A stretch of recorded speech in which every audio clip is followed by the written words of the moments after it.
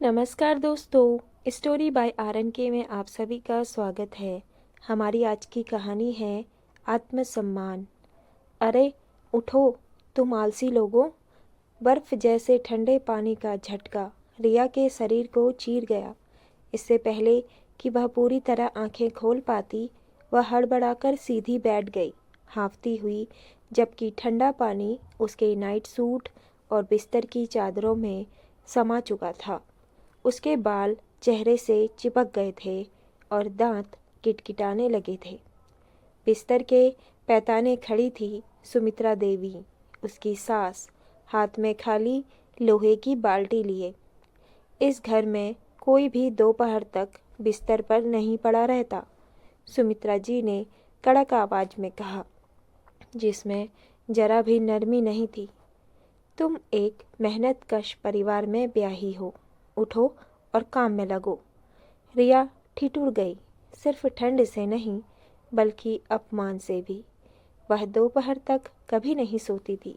अभी तो सिर्फ 9 बजे थे और वह पिछली रात स्थानीय ढाबे में 2 शिफ्टें काम करके देर रात लौटी थी। उसने कुछ कहने की कोशिश की पर आवाज़ नहीं निकली। उसी समय उसका पति विकास कमरे में घुस आया। माँ, यह क्या कर रही हैं आप? सुमित्रा जी जरा भी नहीं पिघली। बहू को अनुशासन सिखा रही हूँ। इसे बहुत सिर चढ़ा रखा है। रिया की आंखें आंसुओं से भर आई, जिन्हें वह बरसने नहीं दे रही थी। 2 साल से वह सुमित्रा जी की हर बात चुपचाप सहती आई थी। कभी खाना कम नमक का होता है तो कभी ज़्यादा मसालेदार, कभी कपड़े ठीक से तह नहीं, यहाँ तक कि उसके रूप रंग पर बताना बहुत साधारण, किसी घर की बहू जैसी नज़र नहीं आती। और उसका पति विकास हमेशा वही बात कहता, माँ का दिल साफ है, बस मुंह थोड़ा कड़वा है। समय लगेगा पर वो मान जाएगी, तुम थोड़ा सब्र रखो। लेकिन यह उसके सिर पर बर्फ जैसा पानी उड़ेल देना, यह अनुशासन नहीं था, यह क्रूरता थी। कपकपाती रिया उठ खड़ी हुई और उसकी आवाज़ उम्मीद से ज़्यादा स्थिर थी। आप सही कहती हैं, उसने सुमित्रा जी की आंखों में देखते हुए कहा। किसी को भी दोपहर तक बिस्तर पर नहीं रहना चाहिए और किसी को भी ऐसे घर में भी नहीं रहना चाहिए जहां उसका सम्मान ना हो। आज पहली बार रिया पूरी हिम्मत के साथ उठ खड़ी हुई। ठीक उसी पल कमरे में एक अजीब सी खामोशी छा गई। सुमित्रा जी को शायद उम्मीद नहीं थी कि रिया पलटकर कुछ बोलेगी, वह भी इतने सीधे नजरें मिलाकर। विकास भी हक्का बक्का कभी अपनी माँ को देख रहा था तो कभी अपनी पत्नी को। ठंडे पानी से भीगी रिया के कपड़े उसके शरीर से चिपके थे, पर उसकी रीढ़ पहले से कहीं ज़्यादा सीधी थी। तुम क्या कहना चाहती हो? सुमित्रा जी ने भौहें चढ़ा कर पूछा, जैसे किसी नौकरानी ने हद पार कर दी हो। रिया ने बिस्तर की चादर एक तरफ रखी। बालों से पानी टपक रहा था, पर आवाज में एक अजीब सा सुकून था। मैं यह कहना चाहती हूँ कि मेहनत का मतलब अपमान सहना नहीं होता माँ जी। माँ जी, सुमित्रा जी ने व्यंग से हंसते हुए कहा। अब मीठी जुबान भी चलाने लगी। विकास आगे बढ़ा। रिया, प्लीज़ अभी बहस मत करो, माँ का मूड।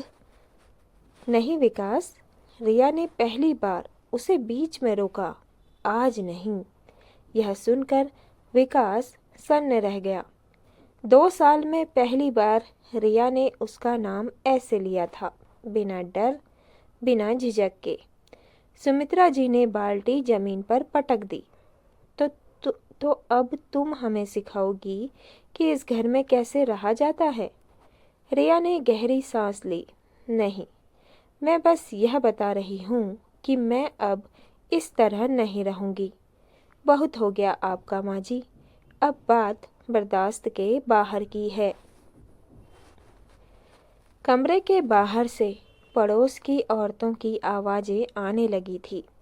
लोहे की बाल्टी के गिरने की आवाज़ ने सबका ध्यान अपनी तरफ खींच लिया था। सुमित्रा जी ने दरवाजे की ओर देखा और फिर रिया की तरफ मुड़कर फुसफुसाई, बहुत ड्रामा मत करो, 4 लोग क्या कहेंगे। रिया के होठों पर हल्की सी मुस्कान आई। यही तो फ़र्क है माँ जी, आप हमेशा 4 लोग क्या कहेंगे सोचती रहीं और मैं इंसान बनने की कोशिश करती रही। विकास का गला सूख गया। रिया, तुम ऐसा क्यों कर रही हो? माँ बूढ़ी हैं, उनका तरीका अलग है। तुम समझने की कोशिश करो, उनका इरादा तुम्हें नुकसान पहुँचाने का नहीं है। प्लीज़ समझो, बूढ़ी होने का मतलब निर्दयी होना नहीं होता। रिया ने शांत स्वर में कहा, और तरीका अगर किसी की आत्मा तोड़ दे तो उसे बदलना ही पड़ता है। इतना सुनते ही सुमित्रा जी का चेहरा गुस्से से तमतमा गया। तो निकल जाओ, कौन रोक रहा है? यह मेरा घर है। उसी पल रिया की आंखों में कुछ चमका। दर्द नहीं, डर नहीं, बल्कि एक अजीब सी राहत। ठीक है, उसने कहा, मैं निकल जाती हूँ। विकास चौंक पड़ा। क्या? ये सब क्या हो रहा है? रिया ने अलमारी खोली, गीले हाथों से एक छोटा सा बैग निकाला और उसमें अपने ज़रूरी कपड़े डालने लगी। सुमित्रा जी को शायद अब भी यकीन नहीं हो रहा था कि यह सच में हो रहा है। तुम्हें बाहर की दुनिया का पता नहीं है, सुमित्रा जी ने ताना मारा। नौकरी क्या है तुम्हारी? ढाबे में काम? वहीं रह लेना। जब रहोगी ना अकेले तो अक्ल ठिकाने आ जाएगी। रिया ने बैग बंद किया और सुमित्रा जी की तरफ देखा। हाँ, वहीं काम है और वहीं इज्जत भी मिली है, जो यहाँ कभी नहीं मिली। विकास ने उसका हाथ पकड़ लिया। रिया प्लीज़, तुम चली गई तो लोग क्या कहेंगे?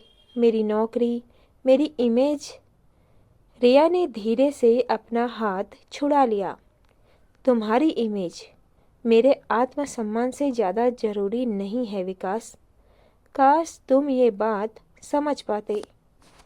वह दरवाजे की तरफ बढ़ी। सुमित्रा जी ने आखिरी कोशिश की। तुम वापस आओगी, ऐसी लड़कियां ज़्यादा दूर नहीं जाती। तुम परेशान मत हो बेटा, मैं अच्छे से समझती हूँ इसको। रिया रुकी, मुड़ी और पहली बार बिना डर के बोली, आप समझती ही तो नहीं है माँ जी। या तो मैं वापस आऊँगी या आप मुझे किसी और रूप में देखेंगी। उसके जाते ही घर में अजीब सा सन्नाटा भर गया। उस रात रिया ढाबे के पीछे बने छोटे से कमरे में बैठी थी। ठंड अभी भी शरीर पर थी, पर मन में एक आग जल रही थी। ढाबे का मालिक रामू काका दरवाजे पर खड़े थे। बिटिया, सब ठीक तो है? उन्होंने पूछा। रिया की आंखों से आंसू बह निकले। आज पहली बार खुद को बचाया है काका। पता नहीं कब से अंदर ही अंदर घुट रही थी। आज पहली बार मैं खुद को हल्का महसूस कर रही हूँ। रामू काका ने सिर हिलाया। यही सबसे बड़ी जीत होती है। अगले कुछ हफ्तों में रिया ने लगातार काम किया। 2 शिफ्टें, कभी कभी 3। उसी ढाबे में आने वाले एक आदमी ने उस पर ध्यान देना शुरू किया। साधारण कपड़े, शांत व्यवहार, पर आंखों में गहरी समझ। एक दिन उसने पूछा, आप इतना सब अकेले कैसे संभाल लेती हैं? रिया ने मुस्कुराकर कहा, जब सहना छोड़ देती है ना, तब संभालना आसान हो जाता है। उस आदमी का नाम था कबीर। उसने ज़्यादा सवाल नहीं किए, बस सुनता रहा। इधर रिया के ससुराल के परिवार में हालात बदलने लगे थे। बिना रिया के घर बिखर सा गया। खाना समय पर नहीं, कपड़े अस्त व्यस्त। सुमित्रा जी पहली बार थकी सी दिखने लगी। विकास ऑफिस से लौटकर खाली घर देखता और फिर चुपचाप बैठ जाता। एक दिन ऑफिस में उसे बुलाया गया।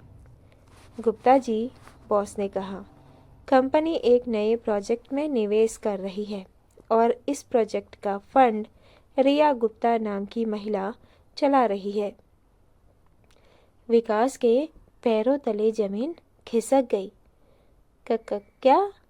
रिया?